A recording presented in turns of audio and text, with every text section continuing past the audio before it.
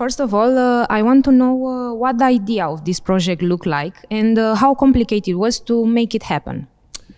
Well, the idea came from the History Channel that's premiering this in Romania, which is fantastic because they're putting a lot of attention to this market.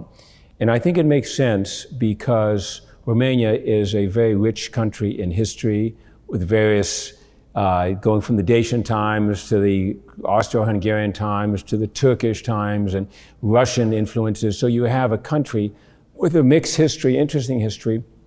And I think they thought in Eastern Europe this might be the first place to launch this series, which was launched in the United States or something similar to it in the US. So it's complicated because it involves a lot of traveling, it involves a lot of digging, it involves a lot of traveling, it involves a lot of digging.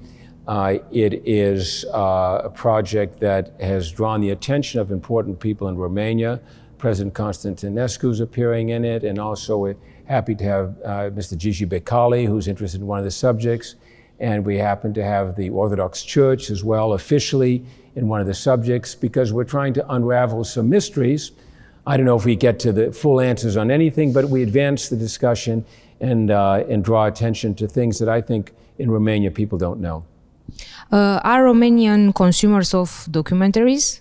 Do they still have time and patience to watch documentaries? Well, you know, Nicolae Iorga said something interesting. He said that the people that don't know their country's history are like children that don't know their parents. And I think it's a good thing. And if you ask about documentaries, well, if you look on Netflix, there's more and more documentaries on Netflix, which indicates an interest in history. I look at two films I did, one on Queen Marie and two on King Michael, that have drawn large audiences and are airing also in many countries around the world. So I think people underestimate people's interest in real stories. These are real stories that happen.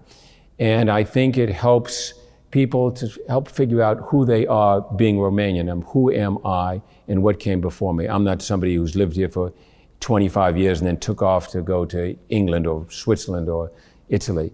But I have a sense of where I come from. What do you think will be the most successful story of this documentary series and why? That's an interesting question. That's a very good question. I think there's a few of them. One is Eminescu. Of course, every kid in Romania knows about Eminescu, but almost no one knows about the incredible, peculiar, sad, and tragic way in which he died. So all the kids learn it at school, but they don't know this man died, I think, in his 30s, that he's a young man in very tragic situations, institutionalized in a mental institution. I think that's a great story. The Brukenthal heist here in Romania at the time, the Securitate seemed to know everything about what was going on, and somehow they missed the biggest robbery of art ever in the country. I think you will find a very interesting story in a sailing ship of Russian noblemen who came here after the Russian Revolution, came from Odessa to Romania into the Black Sea, and everybody in that ship with their gold, and they had plenty of gold, disappeared, was shot and disappeared, and no one knows exactly what happened there. That was on the cover of the New York Times, actually in 1920. So there are a lot of interesting stories. What happened to Vlad Țepeș's body, which is a mystery nobody knows, a very famous individual, what happened to Vlad Țepeș's body. So we have a religious phenomena, remarkable religious phenomena in Maglavit of tens of thousands of people that came believing this simple peasant who was uneducated had spoken to God, much like what happened at Lourdes in France or at Fatima in Spain, and I think also in Serbia, a similar case. So was this a fraudulent thing or was this something real? So I think there's plenty to choose from. You made two documentaries about King Mii. Why two? What did in addition the second documentary, King Mii Road to the House? I did two because the first one was on his life up until the time of his exile.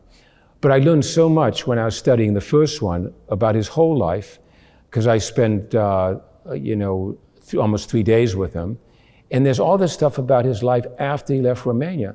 And after he left Romania, he had a fantastically interesting, in some ways sad, in some ways tragic, in some ways uplifting at the end because he's able to come back to help his country with EU and with getting in NATO and going back behind the nation's causes.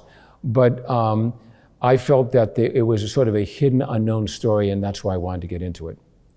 Why do you think King Mihai was a special man? He was special because he had a love for his country. He had devoted himself to what was in the best interest of his nation. He was modest, so he was likable in that sense. He had a simplicity about him, and he held his convictions. I said earlier on that I think he was reluctant to come back because he never knew if he could really be in control. Obviously, Romania had moved into a new part of a European republic, but there are a few men I think that had that sense of mission. King Mihai, the road home, enjoyed an extraordinary success. Are you expecting this? What do you think contributed to this? Well, I mean, that's for the public to say. I think that people, as I said, are interested in their country. I've seen that with my films before. Bank of Transylvania, that has been my partner in these things, with Pro TV and History, have seen it in the ratings. We've seen it in the reaction.